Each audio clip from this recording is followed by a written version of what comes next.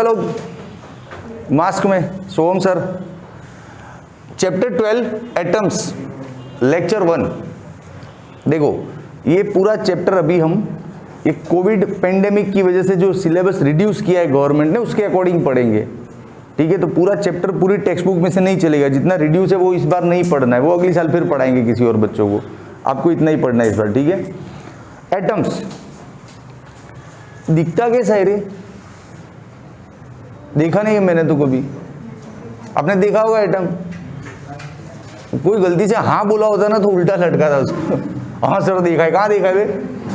मैंने आज तक नहीं देखा। तो देखो एटम्स कैसा दिखता होगा, एटम कैसा होगा, उसके बारे में बहुत इमेजिनेशन हुए, बहुत बड़े बड़े धांसू साइंटिस्ट उसमें इन्वॉल्व हुए, बहुत लोगों ने उसके बारे में सोचा। लेकिन सबसे नोटिसेबल जो काम पहले किया था वो था थॉमसन ने। थॉमसन ने एटम का एक बेसिक स्ट्रक्चर, एक मॉडल बना के दिया दुनिया को कि एटम ऐसा दिख सकता है, एटम ऐसा हो सकता है, उसका स्ट्रक्चर, उसका कॉन्स्टिट्यूशन ऐसा हो सकता है। सबसे नोटिसेबल थॉमस ने बनाया, तो उसको नोटिस किया और एनसीईआरटी वालों ने बुक में ले लिया, तो हमको वो पढ़ना है। तो थॉमसन का एटॉमिक मॉडल सबसे पहले स्टार्ट करेंगे। क्वेश्चन 1,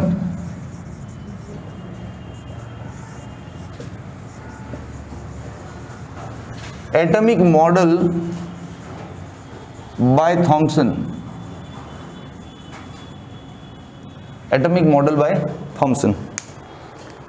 थॉमसन ने बहुत से एक्सपेरिमेंट्स किए और उन एक्सपेरिमेंट्स के बेसिस पे, उन एक्सपेरिमेंट्स के रिजल्ट्स के बेसिस पे उन्होंने ये बताया दुनिया को कि ये जो एटम नाम की चीज़ है जिसके बारे में हम सब लोग कल्पनाएं कर रहे हैं, वो पूरा मतलब नेगेटिव से बना होगा और नेगेटिव यूनिफॉर्मली डिस्ट्रीब्यूटेड होंगे और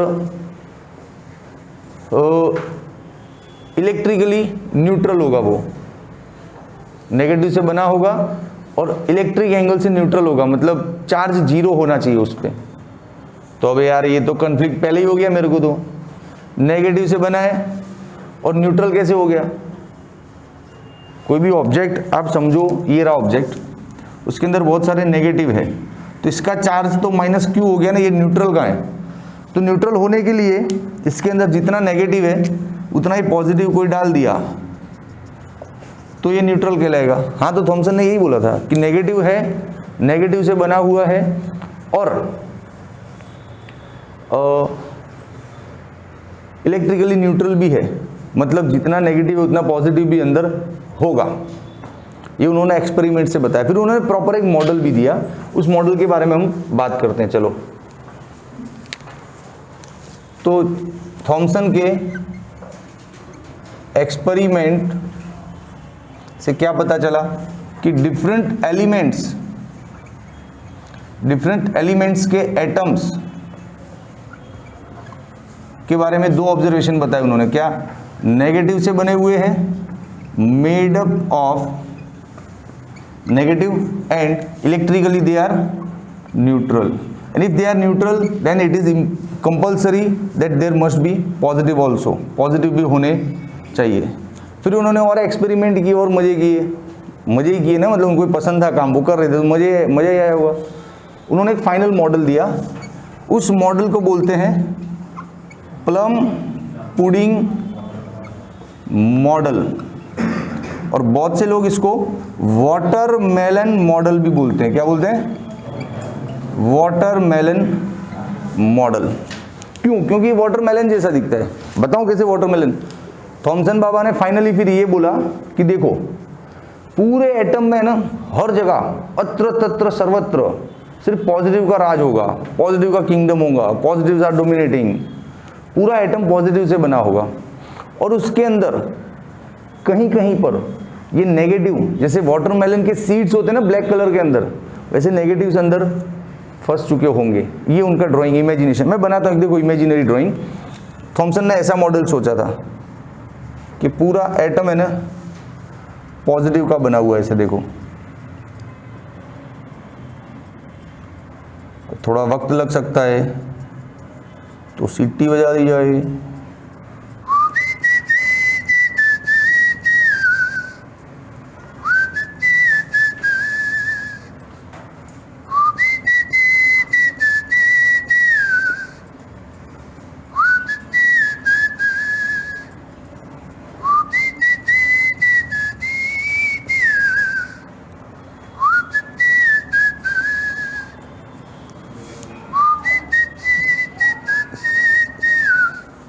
हो गया। ये पूरा पॉजिटिव कैसे बना होगा, और इसके अंदर जैसे वाटरमेलन में सीड्स लगे होते हैं ना अंदर ब्लैक ब्लैक, वैसे इलेक्ट्रॉन्स होंगे कहीं ना कहीं ऐसे, इधर इधर। आ रहा है फील कि नहीं आ रहा है? लग रहा है ना तरबूज जैसा, वाटरमेलन जैसा, ऐसे इलेक्ट्रॉन्स अंदर होंगे। तो ये रहा atomic imaginary model by Thomson. But ये गलत था, क्योंकि आज हम जो एटम पढ़ रहे हैं अपनी किताबों में वो ऐसा दिखता है क्या? ये इलेक्ट्रॉन तो बाहर घूमते रहते हैं, है ना, हम तो वही मॉडल जानते हैं ना। हाँ, तो ये गलत था। लेकिन आज हमको क्यों गलत लग रहा है सीधा देख के? क्योंकि हमको सही मॉडल पता है, अभी हमको इसका ट्रू मॉडल पता है कि भाई न्यूक्लियस में सारा मास होता है और इलेक्ट्रॉन उसके अराउंड यूं घूमते रहते हैं। ये ट्रू मॉडल है, ये आज हम जानते हैं, इसलिए हमको ये गलत दिख रहा है। लेकिन उस वक्त तो ये तो कोई जानता ही नहीं था ना। दुनिया ने पहली बार यही देखा कि ऐसा होता होगा एटम, फिर भी नहीं माना उन्होंने। क्यों नहीं माना? क्योंकि इसके साथ जुड़ी हुई कुछ साइंटिफिक आर्ग्यूमेंट्स होती है। वो आर्ग्यूमेंट्स यदि थॉमसन का मॉडल सेटिस्फाई कर दे तो this model is right, this model is right. तो क्या आर्ग्यूमेंट्स थी जिनको ये मॉडल सेटिस्फाइड नहीं कर पाया? अच्छा, पहले इस मॉडल को लिखोगे कैसे? पूरा पॉजिटिव से बना हुआ है and electrons are placed, electrons are there as the seeds are in pulp of watermelon. So this model is called watermelon model also. ये समझ आ गई आपको? अब इसकी लिमिटेशंस बताता हूँ कि किन किन चीज़ों को ये सेटिस्फाइड नहीं कर पाया, इसलिए लोगों ने इसको गलत बोला कि भाई गलत है, हमारी बातों के आंसर तो दे नहीं रहे हो, फिर काहे का मॉडल? यदि आपका मॉडल सही है तो हमको सेटिस्फाई करो, हमारे आंसर दो। मैं आपको कोई फॉर्मूला दूँ क्लास में, फिर आप उस फॉर्मूले रिलेटेड क्वेश्चंस करो और मैं आंसर ही नहीं दे पाऊँ, तो आप क्या बोलोगे? सब फॉर्मूला सही नहीं है। यदि ये फॉर्मूला सही है तो ये सब कुछ आंसर तो आना चाहिए हमारा। तो किन किन बातों को सेटिस्फाइड नहीं कर पाता ये मॉडल? तो वेरी फर्स्ट हमने इलेक्ट्रोस्टैटिक्स पढ़ा है कि नहीं? अकॉर्डिंग टू द इलेक्ट्रोस्टैटिक्स, अरे आप खुद देखो अपनी नजरों से, क्या प्लस के साथ नेगेटिव का ऐसा बिहेवियर पॉसिबल है? ये नेगेटिव टिक ही नहीं पाएंगे इधर। कूलम्बियन अट्रैक्शन फोर्स, इतना हैवी कूलम्बियन अट्रैक्शन फोर्स, इतने सारे प्लस है, टूट पड़ेंगे इन पे। तो कूलम्बियन फोर्स की वजह से इलेक्ट्रॉन मूव करेगा ना, फोर्स लगेगा तो एक्सेलरेट होगा, तो इलेक्ट्रॉन ब्रूम एक्सेलरेट होगा अंदर, समझे कि नहीं? हाँ, तो फिर इलेक्ट्रॉन यहाँ टिक ही नहीं पाएगा, तो फिर आपका मॉडल कैसे रहा? आपने तो बोला ना कि इलेक्ट्रॉन अंदर रहता है, कहाँ रहता है? ये तो भागना चाहिए। यदि ये वाला अरेंजमेंट है तो इलेक्ट्रॉन भागना चाहिए यहाँ से। तो इस आर्ग्यूमेंट को ये मॉडल सेटिस्फाई नहीं करता है। तो ये डिस्ट्रीब्यूशन गलत है from the point of view of electrostatics distribution of stationary charge. Stationary charge का ये डिस्ट्रीब्यूशन पॉसिबल नहीं है। तो इलेक्ट्रोस्टैटिक्स की आर्ग्यूमेंट के according of distribution of stationary charges is different, और कि electron feels Coulombian force, electron feels Coulombian electric force, so they are accelerated, so this stationary pattern is not possible, electron must be accelerated in this distribution of charges. so इस argument को ये model satisfy नहीं कर पाए। ठीक है, यही सबसे बड़ा धांसू आर्ग्यूमेंट है, यहीं पे सारा खेल खत्म हो गया। एक और चीज, ये मॉडल है ना, जो वेव्स एमिट होती है, रेडिएशन निकलता रहता है ना एटम्स में से, आप जानते हो किसी भी टेम्परेचर में एटम्स लोग रेडिएशन करते रहते हैं, कुछ ना कुछ निकालते रहते हैं एनर्जी, उसको भी ये मॉडल नहीं समझा पाया। तो रेडिएशन कैन नॉट एक्सप्लेन्ड। ठीक है, वन मोर, रुदरफोर्ड के एक्सपेरिमेंट हुए इसके बाद, वो भी आप पढ़े नहीं हो, लेकिन रुदरफोर्ड के एक्सपेरिमेंट में जो बड़े एंगल्स हैं उनको और छोटे एंगल्स को समझा नहीं पाया। अच्छा ठीक है, पॉइंट आप कंसीडर मत करो, भी आपने रुदरफोर्ड पढ़ा नहीं है ना, तो आपके लिए तो यही बहुत है, इलेक्ट्रोस्टैटिक्स वाला आर्ग्यूमेंट लिख दो, काम हो जाएगा आपका। बोलो बच्चा लोग, तो एटॉमिक मॉडल बाय थॉमसन कैसा रहा इंट्रोडक्शन? अच्छा ये तो गलत है, लेकिन सही एटॉमिक मॉडल किसने दिया था वो भी तो देखना पड़ेगा। तो इसके बाद एटॉमिक मॉडल दिया रुदरफोर्ड ने, वो भी इसी लेक्चर में बताया जाएगा आपको। लेकिन रुदरफोर्ड को भी गलत बोल दिया था, हालांकि रुदरफोर्ड का मॉडल सही था, लेकिन रुदरफोर्ड भी ऐसी कुछ आर्ग्यूमेंट्स का आंसर नहीं दे पाया। फिर उन्हीं आर्ग्यूमेंट का आंसर नील बोर ने दिया, तो नील बोर ने रुदरफोर्ड का ही मॉडल रखा। तो मॉडल तो रुदरफोर्ड का राइट था, लेकिन रुदरफोर्ड आर्ग्यूमेंट को सेटिस्फाई नहीं कर पाए, नील बोर ने सेटिस्फाई कर दिया। ठीक है, चलो तो अभी दूसरा क्वेश्चन लेते हैं। रुदरफोर्ड इसी लेक्चर में आएगा आज ही। ओके बच्चा लोग, अब नया क्वेश्चन लेते हैं। इजी है क्वेश्चन, क्या इंफॉर्मेशन है, सिर्फ इंफॉर्मेशन है। क्या कि एटम का कंस्टिट्यूशन, उसका इनर स्ट्रक्चर और स्पेक्ट्रम, इन दोनों के बीच कुछ कनेक्शन है क्या? स्पेक्ट्रम वर्ड आपने शायद पहली बार सुना है, सुन चुके हो पहले? क्या बात है, फिजिक्स में तो पहली बार आया भाई स्पेक्ट्रम। देखो कोई भी गैस या कोई भी एटम्स होता है, उन एटम्स को हम एक्साइट करें ना, एक्साइट करने के बहुत तरीके होते हैं। फील्ड से एक्साइट कर सकते हैं, उसको टेम्परेचर दे के गर्म करके उसको एक्साइट कर सकते हैं, उसको फोटो इलेक्ट्रिक इफेक्ट से एक्साइट किया जा सकता है, हाई वोल्टेज दे के उसको एक्साइट किया जा सकता है। तो एटम्स को जब एक्साइट किया जाता है तो वो लोग रेडिएशन करते हैं, मतलब पर्टिकुलर वेव्स को बाहर निकालते हैं अपने अंदर से। उन वेव्स की वजह से स्क्रीन पे डिज़ाइन बनता है, that design is called spectrum. समझा? जैसे आपके घर में ट्यूबलाइट है ना, तो अभी तो ट्यूबलाइट्स मोस्ट ऑफ एलईडी हो गई, पहले नियॉन आता था ट्यूबलाइट के अंदर, नियॉन गैस। तो ट्यूबलाइट के अंदर गैस भरा होता था, अब दोनों साइड से कैथोड एनोड करंट देते थे ना, तो ट्यूबलाइट ग्लो करता था। इसी वजह से कि इलेक्ट्रिक करंट की वजह से अंदर के एटम्स जो भरे हुए हैं ट्यूबलाइट के अंदर, वो एक्साइट होते थे, एक्साइट होके वेव्स निकाल देते, और वो वेव्स से हमको लाइट मिलता था। अब उन्हीं लाइट को एक स्क्रीन पे ले आ जाए तो हमको लाइनिंग्स दिखेंगी, पर्टिकुलर वेवलेंथ का लाइंस दिखता है, उसको हम स्पेक्ट्रम बोलते हैं। पर्दे पे जो दिखता है दैट इज आवर स्पेक्ट्रम। फिर उसके अंदर स्पेक्ट्रम सीरीज होते हैं अलग अलग, जैसे आपने केमिस्ट्री में पढ़ा होगा लाइमन बामर पास्टन ब्रैकेट फंड, उसी की बात कर रहा हूँ, वही स्पेक्ट्रम की बात कर रहा हूँ।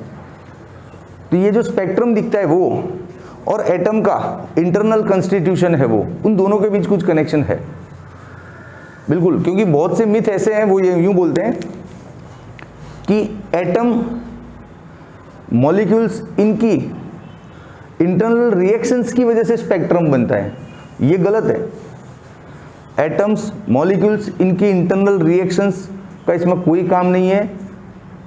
रेडिएशन करना वो एटम का इंटरनल मैटर है। तो वही चीज़ को आपको समझाया जाएगा दो एग्जाम्पल्स से। देखो पहला एग्जाम्पल क्या करते हैं हम, जैसे सॉलिड ऑब्जेक्ट ले लो, सॉलिड है या लिक्विड है या डेंस गैस है, ये तीनों में एक चीज़ कॉमन है, तीनों के एटम बहुत क्लोज होते हैं, तीनों के एटम क्लोज होते हैं। या फिर एक और ये ले लो, रेयरफील्ड गैस। रेयरफील्ड गैस मतलब एटम बहुत दूर दूर होते हैं उसके ऐसे, तो इसके कंपैरिजन में ये तीनों के एटम्स बहुत क्लोज होते हैं। ठीक है, अब इन लोगों को जब एक्साइट किया जाता है, एक्साइट नहीं भी करो ना तो इनका तो बिहेवियर होता है, at any temperature they emits waves of different wavelengths. ठीक है, लेकिन उनका जो स्क्रीन पे इंटेंसिटी दिखता है ना, वो कम ज़्यादा होता है, कोई ज़्यादा डार्क है कोई ज़्यादा लाइट है, ऐसा इंटेंसिटी कम ज़्यादा हो सकता है, तो इंटेंसिटी डिफरेंट होती है उनकी। ठीक है, ये स्पेक्ट्रम दिख गया अपने को इस प्रोसेस की वजह से। अब हम रेयरफील्ड गैस लेते हैं जिसके एटम्स बहुत ही दूर दूर हैं। इस गैस का जब स्पेक्ट्रम मिलता है तो उसमें कुछ पर्टिकुलर वेवलेंथ एब्सेंट होती है, कुछ स्पेसिफाइड वेवलेंथ एब्सेंट होती है, स्पेसिफाइड वेवलेंथ एब्सेंट। तो आप देखो ये ज़्यादा कन्वीनियंट केस है, क्यों? क्योंकि इसमें देखो एटम्स के बीच का डिस्टेंस ज़्यादा है, डिस्टेंस ज़्यादा है मतलब इन लोगों का आपस में टकराना वकराना नहीं हुआ होगा, मान लो इंटरनल रिएक्शंस नहीं हुए होंगे, फिर भी एमिशन हुआ है और स्पेक्ट्रम में कुछ ना कुछ अपने को मिलता है। तो ये बताता है ना कि स्पेक्ट्रम आपसी टक्करों की वजह से, इंटरनल रिएक्शंस की वजह से नहीं बनता होगा। स्पेक्ट्रम एटम का खुद का इंटरनल मामला है, समझा? ये ज़्यादा कन्वीनियंट एग्जाम्पल नहीं लग रहा है। इसमें तो देखो सारे एटम्स नज़दीक होंगे तो हो सकता है उनके बीच टक्कर हुई हो और ये सब निकला हो बाहर, लेकिन इसमें तो वो चांस कम है ना टक्कर वाला, कोलाइड वाला। तो हम बोल सकते हैं ना कि atom to molecules internal reactions are not responsible for the spectrum. Spectrum is relevant directly to the internal property of any atom. बस हो गया, इतना सा इंफॉर्मेशन था, इसमें कुछ खास नहीं था, है ना। अब एक धांसू क्वेश्चन पकड़ते, रुदरफोर्ड का एटॉमिक मॉडल। रुदरफोर्ड का, ऐसे मैं इंट्रोडक्शन पढ़ाता भी नहीं रे, बच्चों को बोल देता हूँ 2 पेज घर से पढ़ के आओ, लेकिन अब आप लोग क्या यार बच्चे रहे नहीं ना, तो पढ़ाना पड़ेगा। रुदरफोर्ड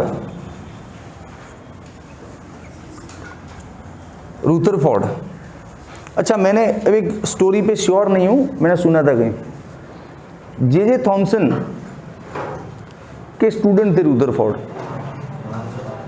जे थॉमसन के स्टूडेंट थे रुदरफोर्ड, और रुदरफोर्ड के स्टूडेंट थे चैडविक।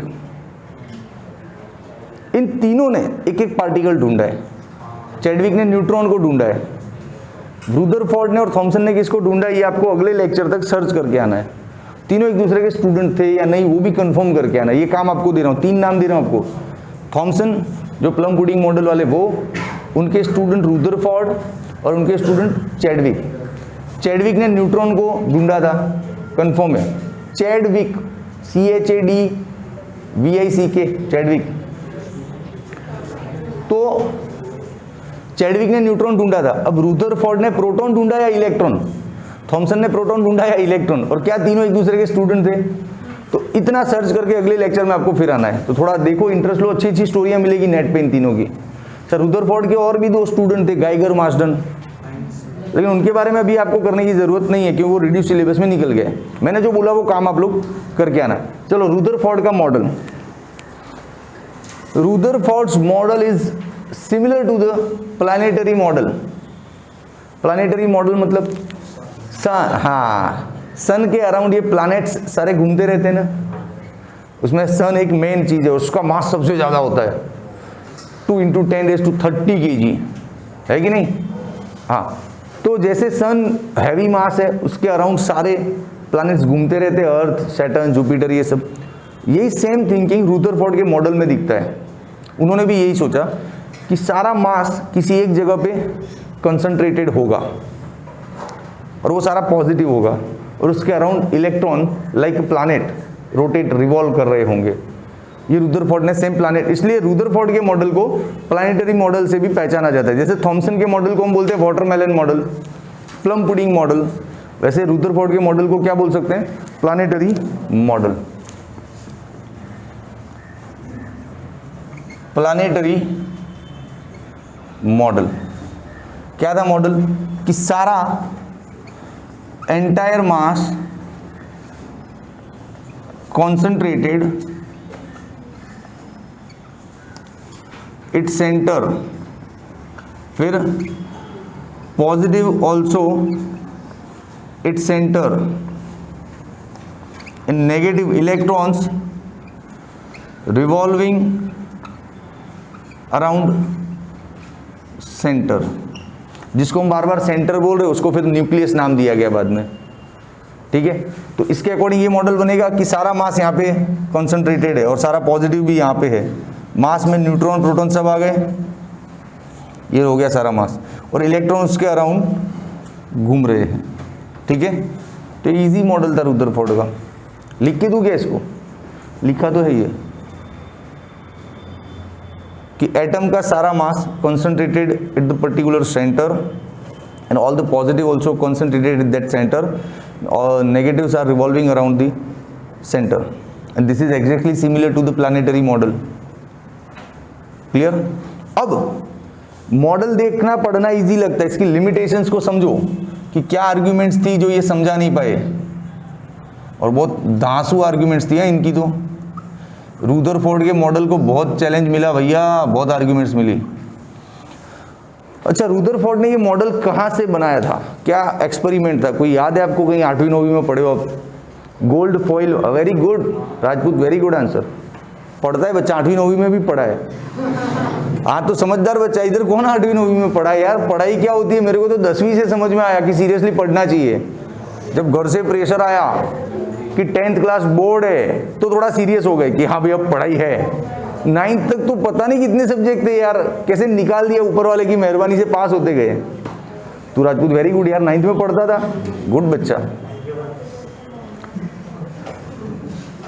चलो अब चालू करें आगे। हाँ, क्या लिमिटेशंस थी? तो देखो बहुत सिंपल सी बातें, वो सीधा दिल पे लगनी चाहिए। आप ही सोचो कि एक्सेलरेटेड चार्ज पार्टिकल रेडिएशन करता है, एमिट करता है, एनर्जी को बाहर निकालता है। Accelerated charge particle energy loss करता है, रेडिएशन एमिट करता है सर्टन वेवलेंथ्स की, चाहे वो डिस्क्रीट हो कंटिन्यूस हो, सर्टन वेवलेंथ्स को एमिट करता है चार्ज पार्टिकल, है ना? वो एक्सेलरेटेड होना चाहिए। तो ये इलेक्ट्रॉन ऐसे घूमेगा तो ये एक्सेलरेटेड नहीं है क्या? है ना, एक्सेलरेशन इज देयर। सर कहाँ है एक्सेलरेशन? अरे वेलोसिटी का मैग्नीट्यूड या डायरेक्शन, दोनों में से कुछ भी चेंज होता हो that means there is acceleration. Acceleration means change in velocity. अब इसकी वेलोसिटी की डायरेक्शन बदल रही है, देखो अभी यहाँ पर है वेलोसिटी की डायरेक्शन, फिर थोड़ी देर बाद यहाँ, ऐसे टेंजेंशियल डायरेक्शन बदलती रहती है ना वेलोसिटी की, तो वेलोसिटी का डायरेक्शन चेंज हो रहा है, it means it is accelerated. और एक्सेलरेटेड इलेक्ट्रॉन एमिट करता है रेडिएशन को। अच्छा, एमिट करेगा तो खुद की एनर्जी कम हो जाएगी, खुद की एनर्जी कम हो जाएगी तो अगला क्या पूरा राउंड लगा पाएगा? वो छोटा राउंड हो जाएगा। इतना लंबा घूमने को एनर्जी इक्वल चाहिए ना हर बार। अब पहला एक राउंड मारा, उसने एमिशन कर दिया, तो पहला राउंड मान लो इतना बड़ा लगाया उसने, एमिशन कर दिया, तो दूसरा राउंड लो एनर्जी की वजह से थोड़ा छोटा लगेगा, तीसरा राउंड उससे भी छोटा लगेगा, फिर छोटा छोटा, लास्ट में वो कहाँ घुस जाएगा? न्यूक्लियस में। यस, फील करो इसको। पढ़ने के लिए किताबें पढ़िए, लाइन टू लाइन पढ़ना है, उसके लिए किताबें पढ़िए आपके पास। फील करो कि एक्सेलरेटेड इलेक्ट्रॉन है तो ऑब्वियसली एमिट करेगा तो एनर्जी लो होगा, एनर्जी लो होगा तो हर राउंड के बाद वो थकता जाएगा और राउंड कैसा होता जाएगा? छोटा। तो इसको हम स्पाइरल पाथ बोल सकते हैं, स्पाइरल पाथ होना चाहिए। तो रुदरफोर्ड बाबा यहाँ पे स्टक हो गए, समझा नहीं पाए, क्योंकि रुदरफोर्ड ने क्या बोला था कि वो आजू बाजू घूम रहा है, लेकिन ये बोल रहा है घूम ही नहीं पाएगा, घूमते घूमते अंदर घुस जाएगा, विद इन द सेकेंड्स घूमते हुए वो कहाँ घुस जाएगा? अंदर। तो उसका पाथ ऐसे सर्कुलर नहीं हो पाएगा, ऐसा स्पाइरल होना चाहिए। तो रुदरफोर्ड बाबा कंफ्यूज। ठीक है, जाने दो यार, होगा स्पाइरल, अपने को नहीं ढूंढना है, बात खत्म करो, समझे? तो इसको नहीं समझा पाए। अच्छा, इससे क्या होता है पता है? एटम का स्टेबिलिटी नहीं रहता है, क्योंकि इलेक्ट्रॉन जैसे ही न्यूक्लियस में घुसेगा, नेगेटिव इसके अंदर आगे घुसेगा, तो कूलम्बियन फोर्स फिर काम करना शुरू कर देंगे, तो एटम स्टेबल नहीं रह पाता है। लेकिन एक्चुअल में एटम तो स्टेबल्स हैं, तो एटम स्टेबल क्यों है वो नहीं समझा पाए रुदरफोर्ड। कि रुदरफोर्ड के मॉडल से जाए तो हम यहाँ तक पहुँचते, इधर पहुँचते, और इसमें तो स्टेबिलिटी नहीं बन रहा है, समझे कि नहीं? हाँ, तो स्टेबिलिटी ऑफ एटम समझ में नहीं आई लोगों को। स्टेबिलिटी ऑफ एटम ये सबसे बड़ा आर्ग्यूमेंट था उनके लिए, जिसको वो समझा नहीं पाए। क्लियर? तो बोलो बच्चा लोग, रुदरफोर्ड के मॉडल में कुछ कमियां है, उन पे अपने एक कमी पे बात की अच्छे से, कैसा लगा आपको? अच्छा, ये कमी समझ में आया? एक बार फास्ट बोल दूं फटाफट। जो इलेक्ट्रॉन घूम रहा है उसका वेलोसिटी चेंज होता जा रहा है, डायरेक्शन चेंज हो रहा है, वेलोसिटी चेंज हो रहा है, it means it is accelerated, vroom vroom. तो एक्सेलरेटेड इलेक्ट्रॉन है, रेडिएशन करेगा, एनर्जी निकालेगा, तो थक जाएगा, तो हर राउंड के बाद उसका राउंड छोटा होता जाएगा, छोटा होते होते लास्ट में कहाँ घुस जाएगा? न्यूक्लियस में। और न्यूक्लियस में घुसा तो फिर न्यूक्लियस स्टेबल नहीं रह पाएगा, तो एटम का स्टेबिलिटी वो समझागा नहीं पाए। क्लियर? ओके, अगला क्वेश्चन। ओके बच्चा पार्टी, आज का धांसू क्वेश्चन। मैंने बोला था कि कोविड की वजह से आपका सिलेबस रिड्यूस हो गया है, तो इस पूरे चैप्टर में 3 या 4 बड़े क्वेश्चंस हैं जिनको हम कर लें तो बोर्ड एग्जाम्स में हमारा चांस अच्छा बन सकता है। तो वो जो 3 या 4 इंपॉर्टेंट टाइप के क्वेश्चंस है इस चैप्टर में, उनमें से पहला ये रहा, explain formula of energy of electron in atom revolving around the nucleus. जब न्यूक्लियस के आसपास जो ये घूमते रहते हैं ना इलेक्ट्रॉन, जिनके बारे में रुदरफोर्ड सर ने बताया अपने को, हाँ, तो जो घूमता हुआ इलेक्ट्रॉन है किसी भी ऑर्बिट में, उसकी एनर्जी का फॉर्मूला लेके आओ। तो मस्त कॉन्सेप्ट है, पहले सोचना पड़ेगा, इसको सोच के खुद हम बनाएंगे ना।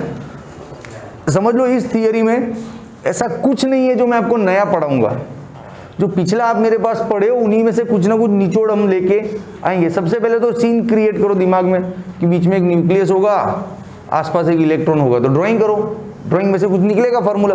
चलो ये रहा न्यूक्लियस, न्यूक्लियस के अंदर पॉजिटिव होगा सारा और कुछ न्यूट्रॉन्स भी होंगे, ठीक है। उसके अराउंड यहाँ पे इलेक्ट्रॉन होगा, वो घूम रहा होगा।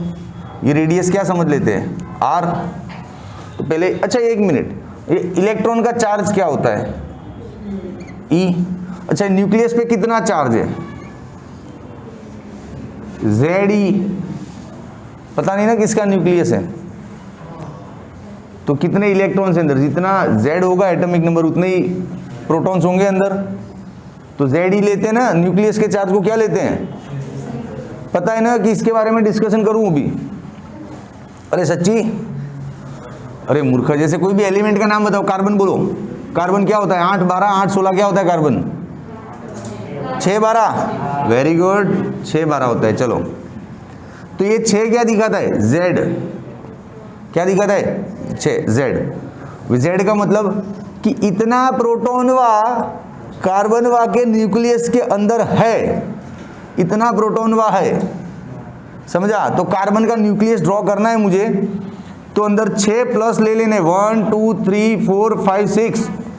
अब इसमें से इसको माइनस कर, कितना आता है, 6। तो इतना न्यूट्रॉनवा भी है अंदर, इतना न्यूट्रॉनवा भी है। लेकिन अभी हम चार्ज की बात कर रहे हैं, तो चार्ज के लिए हमको सिर्फ प्लस को ही देखना है। तो 6 प्रोटॉन है अंदर। अब प्रोटॉन का चार्ज कितना होता है, इलेक्ट्रॉन जितना ही, तो 6 ई चार्ज होगा ना टोटल इधर। अब 6 तो इस बार है, हर बार तो पता नहीं क्या होगा, कौन सा एटम होगा, तो उसकी जगह क्या लिख देते सीधा, जेड। इसलिए अब न्यूक्लियस पे कभी भी चार्ज लेना है मेरे लेक्चर्स में, तो आपको क्या लेना है, जेड ई। क्या लेना है, पक्का ना, हाँ। चलो ये दोनों का चार्ज हो गया, तो थोड़ा स्टोरी लिखो। क्या लिखोगे, in figure Rutherford's atomic model is shown. In figure Rutherford's atomic model, planetary model is shown. Charge of nucleus, charge on nucleus which is Ze, जिसको हम Q2 बोल रहे हैं। चार्ज ऑफ इलेक्ट्रॉन तो हमको पता है Q1, फिर रेडियस R। हो गया ना थियरिकल पॉइंट, इससे ज्यादा क्या लिखना है, छोड़ो। बोलो पक्का इतना समझ में आया। तो आप सोचो फिजिक्स का थियरी कहाँ टफ होता है यार। उन्होंने बहुत सीधा साधा बोला है कि न्यूक्लियस के आसपास जो इलेक्ट्रॉन घूम रहा है उसकी एनर्जी ढूंढो। तो सबसे पहला इतना बड़ा बच्चा दिमाग में न्यूक्लियस तो दिखेगा कि नहीं, कि ऐसा होता है न्यूक्लियस, उसके आसपास ऐसे कोई घूमता है, तो ये इमेजिनरी ड्राइंग सीधा निकल के आता है बाहर दिमाग में से। अब आगे के सारे आंसर ये ड्राइंग देगा, आगे के सारे जवाब इस ड्राइंग में से अपने को मिलेंगे। चित्र विद्यार्थी के बहुत अच्छे मित्र, जानते हैं इस बात को। अब आगे फॉर्मूला कैसे स्टार्ट करूं, एनी सजेशंस। घूम रहा है कुछ, हाँ mv²/r माना आपकी बात को, उसका कुछ नाम भी तो होगा। वेरी गुड, वेरी गुड, क्या बात है जोशी, परफेक्ट आंसर। तो सही में पढ़े हो सोहम सर के पास, दमदार। चीजें घूम रही है, तो घूमने के लिए सेंट्रीपेटल फोर्स चाहिए mv²/r। वो इस बार किस वजह से मिल रहा है, ये प्लस माइनस के अट्रैक्शन की वजह से मिल रहा है। ये प्लस ने इस माइनस को इतना अट्रैक्ट करके रखा है कि वो जा ही नहीं रहा है छोड़ के, मजा आ रहा है उसको, समझा। जैसे सन के अराउंड अर्थ का घूमना, तो उधर सेंट्रीपेटल फोर्स कौन सर्व करता है? ग्रेविटेशन, है ना। तो सेम यहाँ पे घूमने के लिए वजह कौन बन रहा है? कूलम्बियन अट्रैक्शन फोर्स। तो इस डायलॉग को थोड़ा अपनी लैंग्वेज में लिखो कि here Coulombian force provides centripetal force to electron to revolve. ठीक है, अब अपना स्टार्ट कर दो formula. Centripetal force is equal to Coulombian force. अब कूलम्बियन फोर्स का फॉर्मूला क्या है? K Q1 Q2 upon R square. अब तेरे को K नहीं रखना है तो 1/4 pi Q1 Q2 upon R square. Q1 Q2 upon R कितनी बार पढ़ा ये तुमने? Q1 Q2 upon R square. गया एक एक आर, क्या रह गया? mv square is equal to ZE square upon, cameraman देखना है नीचे का कवर हो रहा है ना सब? हाँ क्लियर है? इसको फिर से एक बार यहाँ पे लिखता हूँ, इधर थोड़ा मूव करना आपका camera. mv square is equal to ZE square 4 pi epsilon naught r। ये हो गया कि इक्वेशन? हुआ कि नहीं? अब एक काम करो, r को इधर ले जाओ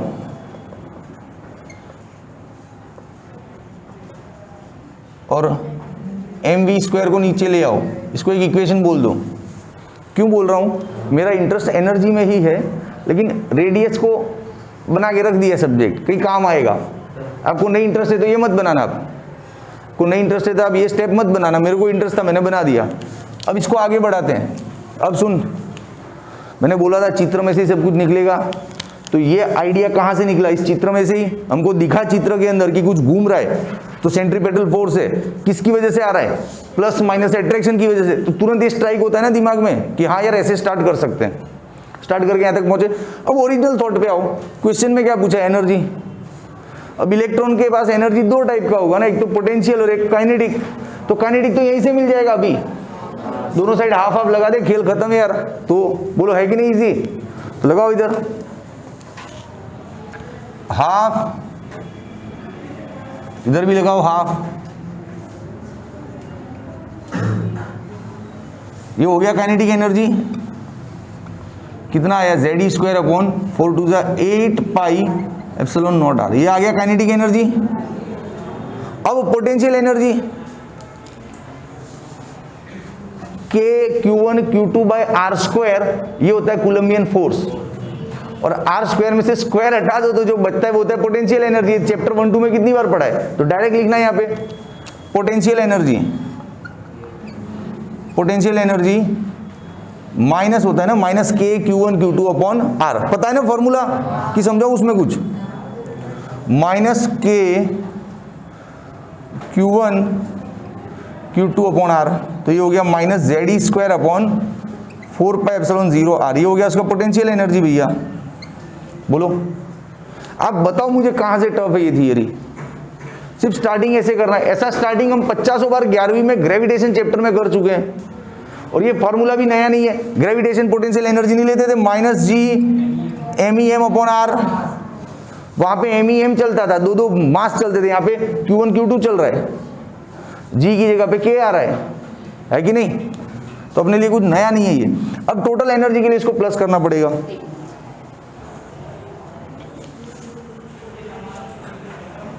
कवर थाई जाए बोर्ड। आई टोल्ड यू बहुत इजी है। Total energy kinetic plus potential. Kinetic क्या है भैया? ये रही, उठाओ यहां से, ZE square upon 8 pi epsilon 0 r। Potential क्या है? Minus ZE square upon 4 pi epsilon 0 r।